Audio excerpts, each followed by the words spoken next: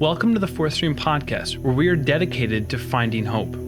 You can count on us to do our research and invite you into a dynamic learning process of authenticity. You can find lots of hopeful resources at fourthstream.com.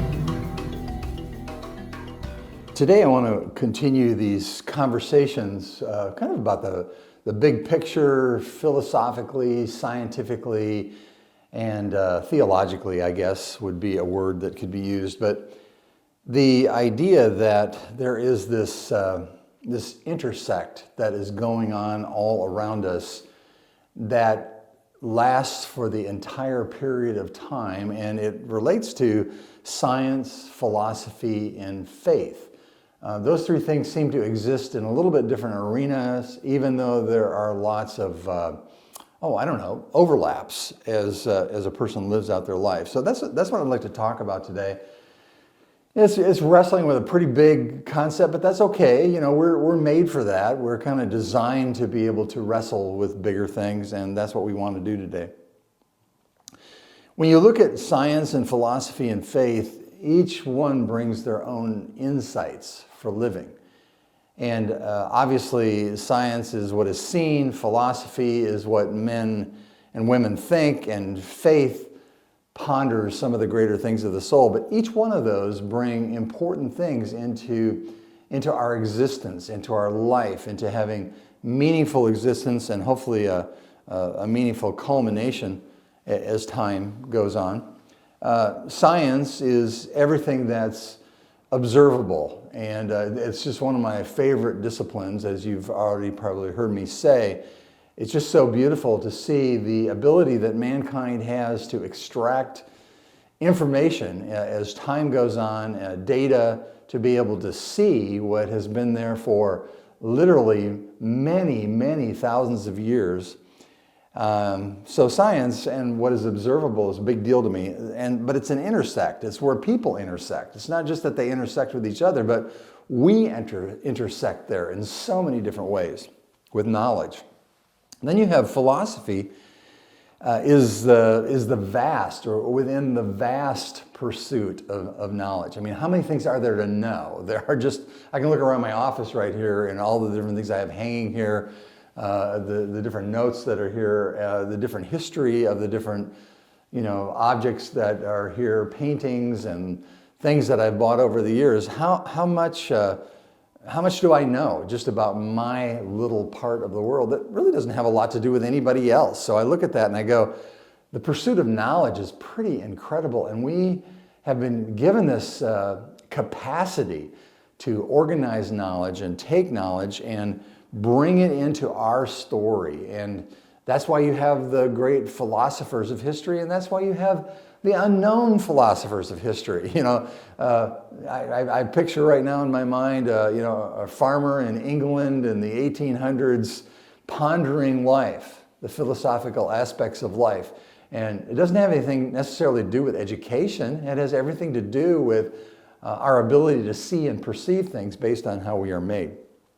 So science is all that's observable, philosophy in the vast pursuit of knowledge. Faith then is in the searching of the soul, because what does it all mean? I gather knowledge and I observe all of these things around me, but what do they mean? And these are the questions of existence that are woven into all three of these questions. And that's why I'm calling this conversation Intersects, because I just think that it's an amazing thing to be a human being and to be in the middle of this intersection of knowledge, of beauty, and of experience that we have. Science and its ongoing discoveries expand our understanding of natural laws, which is very helpful in the improving of the quality of life. You have all of these things that are set in motion that we're born into. They just happen. The sun comes up, so to speak, in the morning, and the moon comes out at night, or however you want to look at it. But all of those things, there are natural laws that govern what's happening around us. And all of that is to benefit and magnify, build up our quality of life. At least they're available for that, depending upon what men and women do with that. That also helps in considering the amazing capacities that we have. You know, because humanity, I'm thinking back to the story of when they were building the tower, Genesis 1 through 11, creation, fall, flood, and tower. And when they were building the tower, God and the sons of God said, you know, what is beyond man? What is man incapable of doing? That was part of the story that was there. And we have just these incredible capacities for both good and evil, apparently, if you honestly look at history. So in a pure, non-political sense, and I feel like I have to say that now, but it's probably always been true, in a pure, non-political sense, science can and should expand every part of who we are. So science and its ongoing discoveries expand our understanding of natural laws. A little deeper then, as in the thought process about philosophy to me, and it may be a little bit different to you, but that's the nature of philosophy, right? Philosophy to me is a reflective consideration of reasoning and thought. I'm taking what I'm seeing and I'm taking my reasoning process and I'm reflecting on those things. And some philosophies are fulfilling and some are crazy as hell. I mean, all you have to do is look around you now, or it's not like logic has to be the woven part in people's philosophies. And that's not true just now, but we're seeing that, I think, amplified now. Also, you can see it in history when you read the different authors, the philosophical authors of history that are trying to communicate things about science and philosophy and faith. So either way, thinking about things on a root level can be good for the mind and the body and the soul. And I'll have some things to say about this a little later on. What I fear is that by and large, people are asleep rather than awake. And that's really a shame, because how we are processing reasoning through the things that we think based on the things that we see around us it can be incredibly liberating. Now, that's a brief consideration of science and also philosophy. But the third area is faith. And what intrigues me and what draws me about faith is that it covers both the seen and the unseen aspects of our human experience. So we try to bring together the seen and the unseen as best as we know how, and the idea of personal faith can enhance this process. You know, you like to think that we see everything, and certainly with the ability that we have to look out into space and to look through a microscope and beyond microscopes now, you would think that our ability to see the unseen is more amazing than it's ever been. But the reality is that no matter how far we go, there's more that is unseen. Like the telescope that's up now, they think, well, maybe we'll be able to see back to the beginning of the universe. Okay, well, then it began. What happened before it began? So there are seen things and unseen things, and this is where faith is really helpful to me, because I recognize that there are only so many things that I can organize, capitalize, and process. And so we try to bring together the seen and the unseen as best as we know how, and the idea of personal faith can enhance this process or not. Because again, there are a lot of crazy looks at faith out there that are not necessarily God-centered or are weirdly God-centered. Most of them, by and large, are me-centered. They're people-centered, but that's for another time. And some faith constructs are crazy as hell as well. I mean, they're just, you got a lot of politics in science, you have craziness that can be in philosophy, and you also have it in faith constructs as well. So all of that to say that in this intersection of science and philosophy and faith, which really captivates my thought and my imagination, I've concluded that pure science, true philosophy, and authentic faith. Now, I just don't want to blow by that because I've mentioned this a little bit in some previous conversations, but pure science, which is actually not the interpretation of the facts, but it's the facts being organized to allow them to interpret themselves.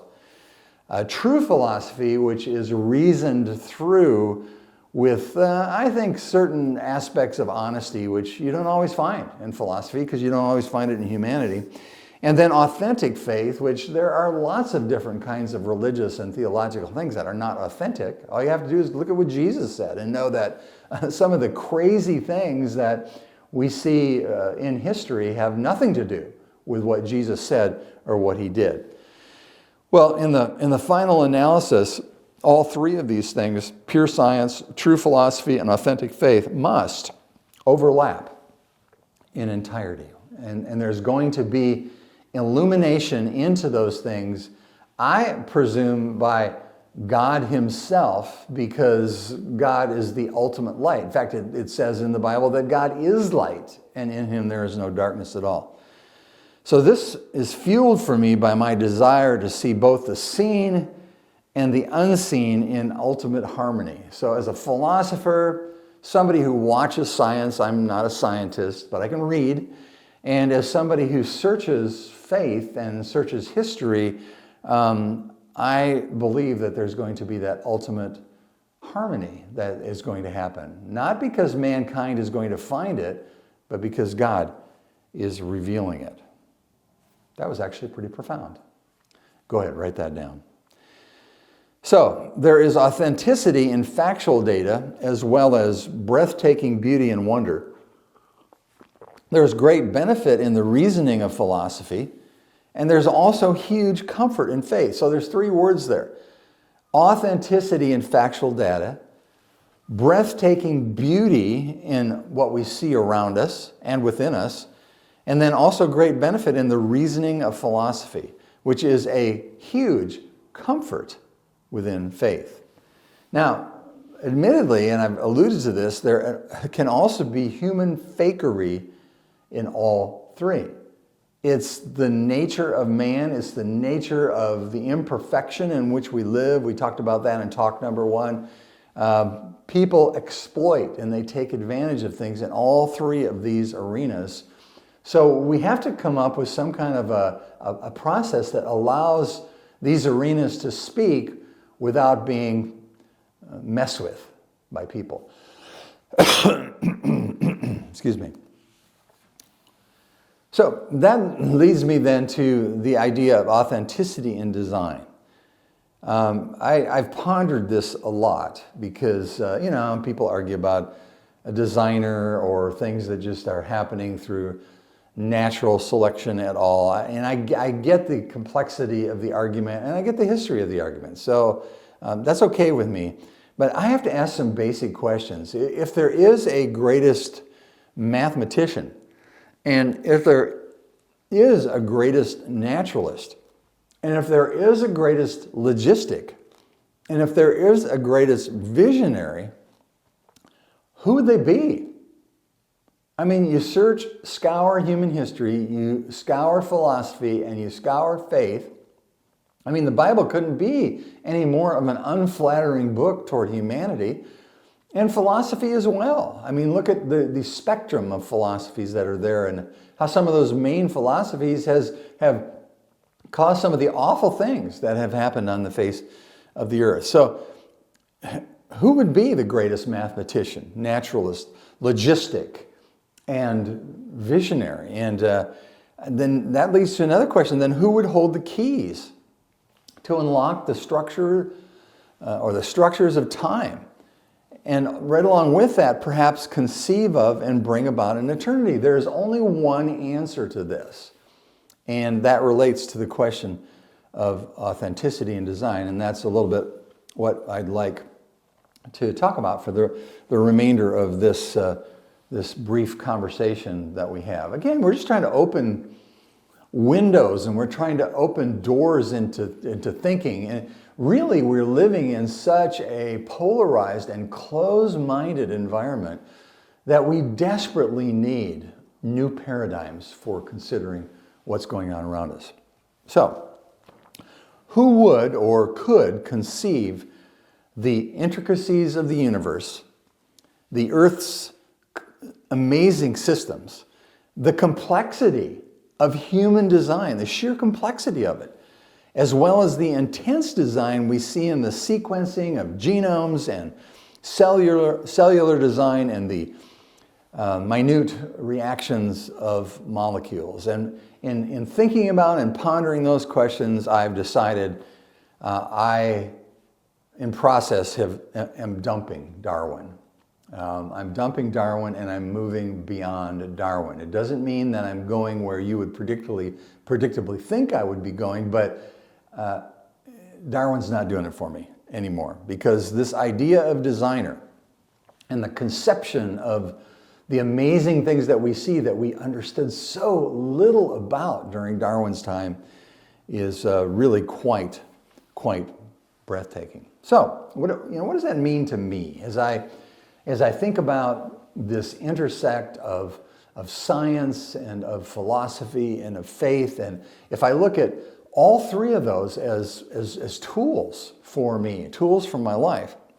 I just was thinking about this and I thought I'd put it down here. If I'm going to experience a learning platform which is robust, open-minded, and informed, that will help me wrestle toward conclusive thought, it seems I should preserve as unbiased of an open mind as I possibly can. And excuse me, this is difficult because I feel like by and large people have very closed minds on so many things. It's like when we figure something out, and there was a guy once who wrote a song, he said, we're so open-minded that our brains leak out.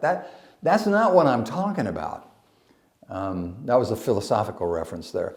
It seems that I personally need to be as unbiased and applied in my open-mindedness as I possibly can.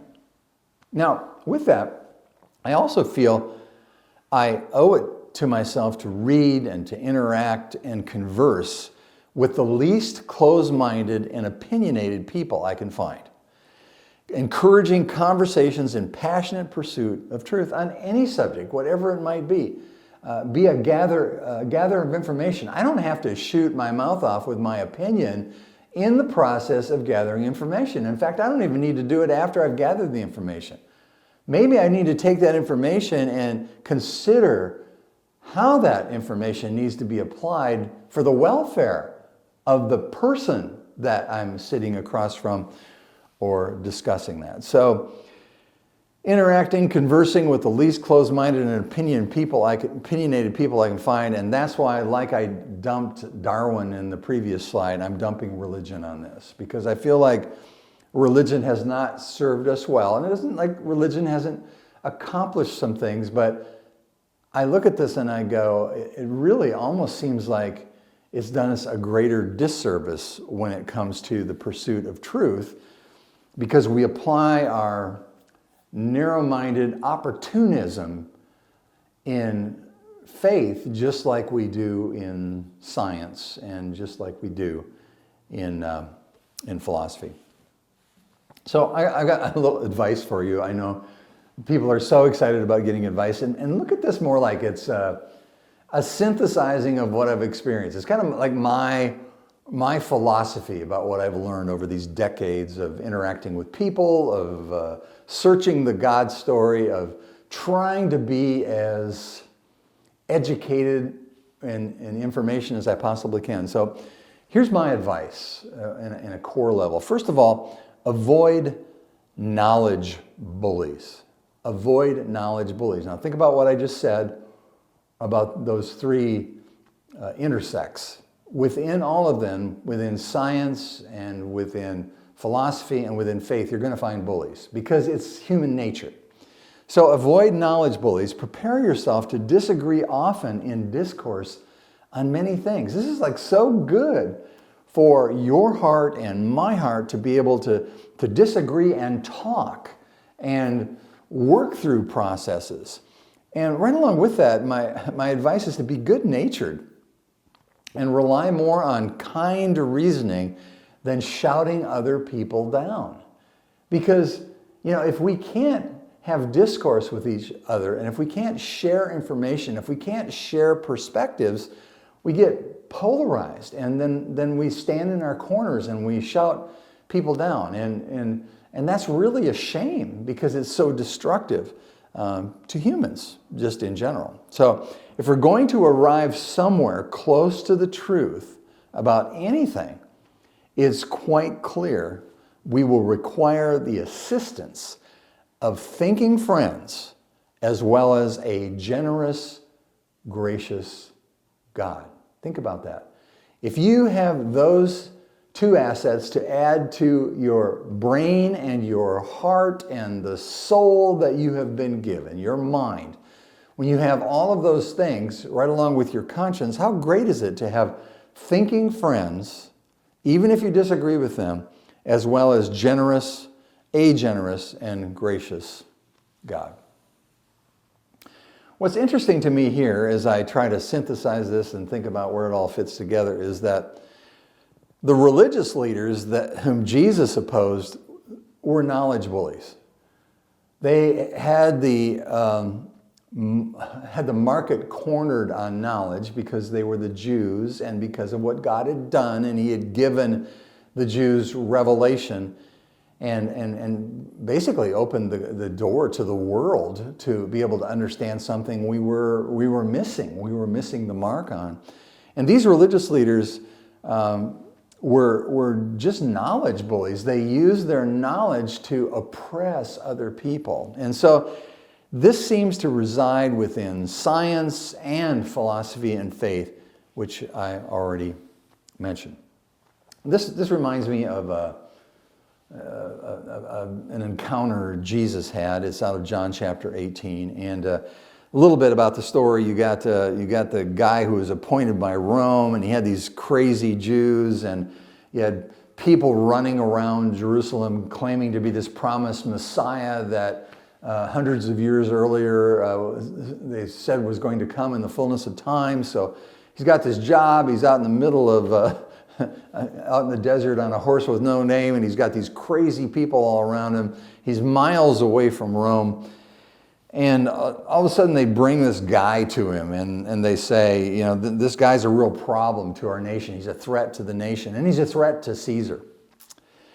And so Pilate's doing his thing. He's got his throne in the Praetorium, and he's the dude. He's the guy. Even though he stays away from the religion of the Jews, he has to mete out justice for the Roman Empire in order to keep things, calm, peaceful. And so he encounters Jesus, and this happens not in a corner. In fact, let me read this to you. I'll put it up here. Therefore Pilate, and that's this guy, Pontius Pilate, I'm sure you've heard about him. Therefore Pilate said to him, "So you are a king?" Jesus answered, "You say correctly that I'm a king. For this I have been born, and for this I have come into the world, to testify to the truth.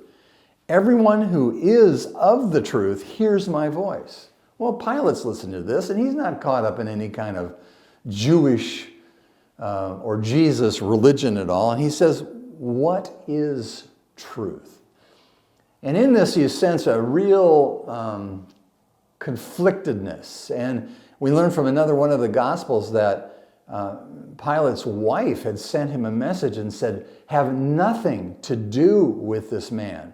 I heard about it in a dream." I mean, try to imagine what it was like to be at the top of the heap, not really wanting to be there, and then to have your wife sending you messages and you're watching what's going on. And so he asked Jesus this question, what is truth? Which I think is chilling, by the way. Because, that's a question you and I are asking. We're asking, even as we consider these conversations, what is truth? And he went out again, after he had said, what is truth? He went out again to the Jews and he said to them, "I find no guilt in him." And Of course, at the same time, he turns Jesus over, or he gives them the choice, and they turn Jesus over to be crucified. So that's an interesting connection between what is truth, and certainly Pilate was wrestling with science. He certainly was wrestling with philosophy for sure. He was Greek, he was Roman. So I just would ask you a question about this intersecting between science and philosophy and faith.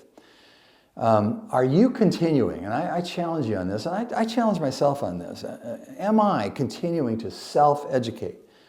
You know, I could unplug right now because of my age, but I'm kind of going, wait a minute, my brain is still going to work, God willing, for quite a bit longer, and I'm going to continue to self-educate, not just be mind-numbed with information. I am going to self-educate. And I'm going to search, because the other opportunity, if you're not continuing to self-educate and to search, is to go to sleep. One of the things I love about what Jesus taught all the way through the God story, and you can find this in Revelation 21. This is at the end of time, and he says, "Behold, I am making all things new." I am making everything new.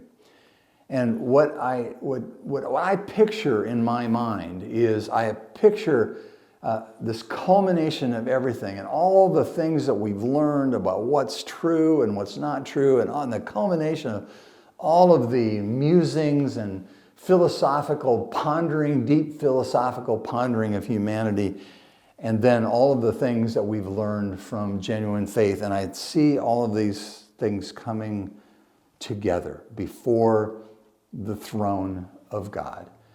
And Jesus says, I am making all things new. And I am so looking forward to when these things intersect. Hopefully that's helpful. The intersect of science, philosophy, and faith. Certainly a good backdrop for me as I look at the part of me that is my mind, my heart, and my soul. Thanks for listening to our podcast. You can find posts and podcasts on tons of subjects at Fourthstream.com, along with encouraging music which can be shared by a variety of ages. Finding hope at Fourthstream.com.